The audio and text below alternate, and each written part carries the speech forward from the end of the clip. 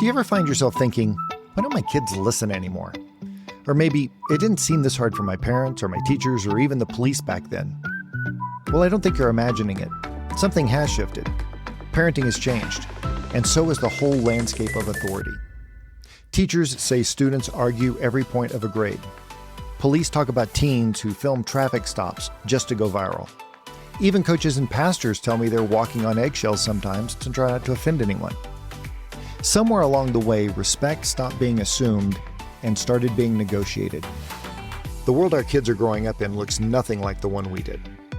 They've got instant access to information, opinions, and influencers, all who say the same thing.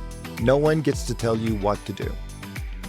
So if you've ever felt like your authority at home, in the classroom, or anywhere else is slowly slipping away, maybe this episode's just for you. Today we're unpacking 7 ways parenting and authority have changed in just one generation, and what you can do to stay connected and confident through it all on this episode of The Unscripted Mind.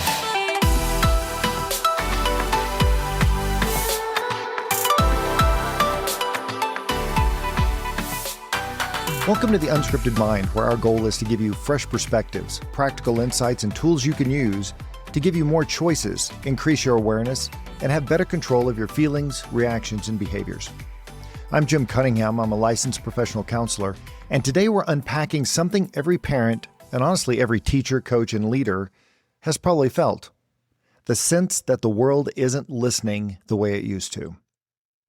We're going to look at why parenting feels harder today, what's changed in how kids see authority, and how you can start rebuilding influence, not with power plays or punishment, but with calm, consistency, and connection. So let's start with one of the biggest challenges and the biggest changes: the shift from authority to equality in parenting. So if you grew up in the 80s or the 90s, you probably remember hearing, "because I said so." That was the end of the discussion. Today it starts one. We've shifted from a world where authority was automatic to one where it has to be earned relationally, quote unquote earned. A 2023 survey from Talk Research found that nearly 70% of parents identify as cycle breakers. That is, they're trying to heal generational patterns with more empathy and emotional openness. On the positive sides, kids probably feel more valued and heard. They grow up with voices and they feel confident. On the negative side, the lines get a little bit blurry. Kids start to see parents as equals, not leaders, and authority starts to become negotiable. Dr. Charles Fay of Love and Logic fame put it this way: children don't rebel against limits, they rebel against inconsistent or fearful leadership. So maybe the real goal isn't to be a friend or a dictator, it's to be calm, confident, a leader who can both be relational and responsible. Here's one of the sneakiest and most insidious shifts in parenting today. The culture, and I mean virtually all aspects of it around us, no longer has parents' back. Think about it. In past decades, your child's TV show, your neighbor, your teacher all reinforced the same message: the parents are in charge. Today, well, that story is reversed. As Goltz and Neufeld pointed out, advertisers now depict parents as neglectful, incompetent, abusive, invisible, or embarrassing in order to give the children more buying power and influence. Again, remember, they were interviewing marketing CEOs. This isn't new, though. This has gotten a lot worse and very insidious in a lot of different areas. A study of 34 top-rated sitcoms from 1980 to 2017 found that fathers were depicted as, quote, humorously foolish in over 50% of all the relevant scenes in the 2000s and 2010s, compared with just 18% in the 1980s. The positive side of this cultural shift is important. I mean, children are learning to question authority, to perhaps think more critically, to value fairness, not just obedience, and that's necessary in a complex world. But the negative side? Well, when every cultural cue, from commercials to social media to streaming influencers, say the parent is optional or out of step, then obedience, respect, leadership, well, they get undermined. Of course, the irony here is that strangers, people our kids have never met, are often given more unilateral credibility, authority, and respect than parents. And there's more. Research in the Netherlands found that parents who feel less confident or lack partner support are more likely to hand over media devices to modify behavior or just to act as a babysitter. That means media isn't just sending the message, it's helping parents relinquish control. The piece we can't ignore: I don't think authority has vanished, but I think it has shifted from being given to being earned. Quote unquote earned. If culture is telling your kids leadership doesn't matter, then we have to find a way to build it day by day, not just through rules, but through our tone, our presence, our follow through, and our connection. Sometimes that means not letting our own use of technology interfere with our time with our kids. So let's move on. And let's be honest, right? Technology has changed the parenting game completely. When we were kids, boredom was a part of life. There were virtually no screens, or at least none, or very few that were even worth spending time watching. The excitement was being outside, being with our friends, doing things. Now every spare second is filled with a screen. According to the American Psychological Association, children's ability to delay gratification has declined significantly since the 1980s. Why? Well, because constant stimulation rewires the brain to expect immediate rewards. That's called dopamine, and it's very different than serotonin.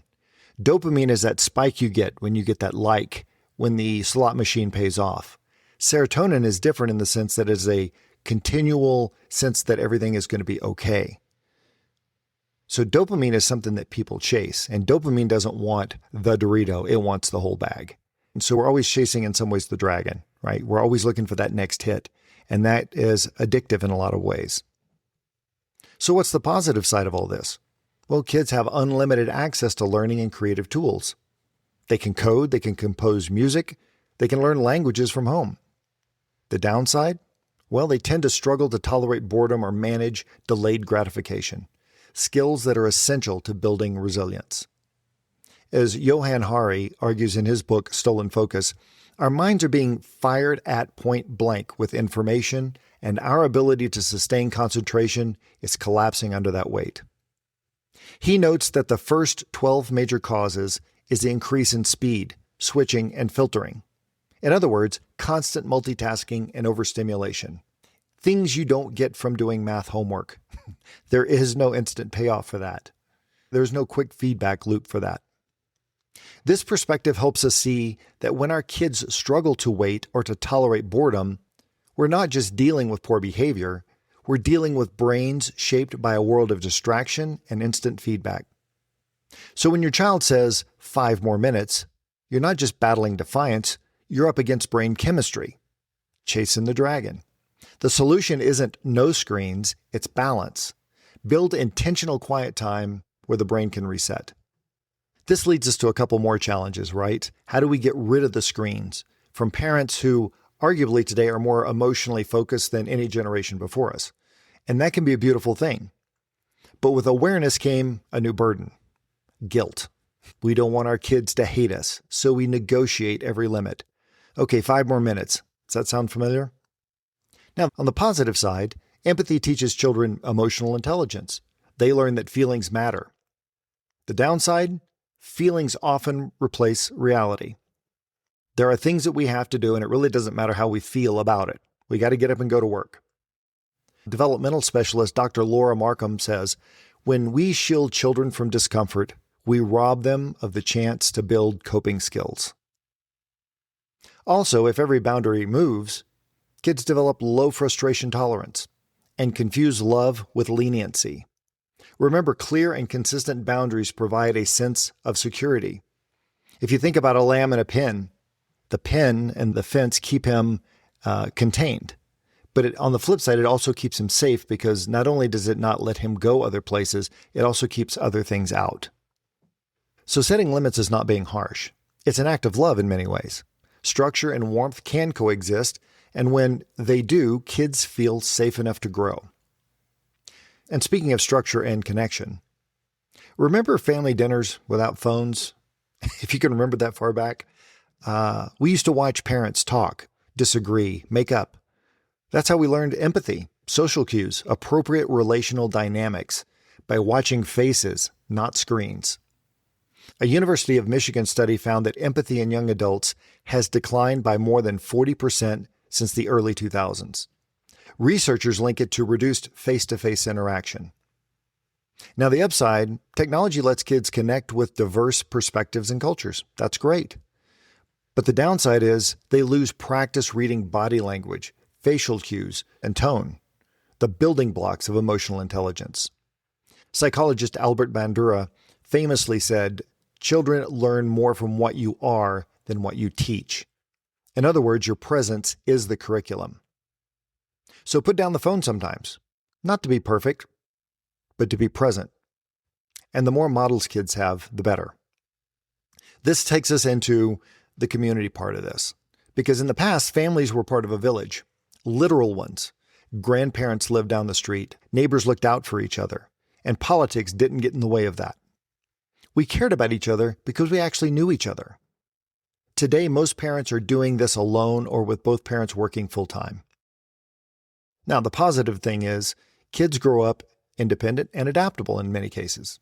The downside is they miss the steady reinforcement of shared values from other adults and their experiences, their stories. Instead, they get their morals from peers and influencers online, and as I said before, many of which they've never even met.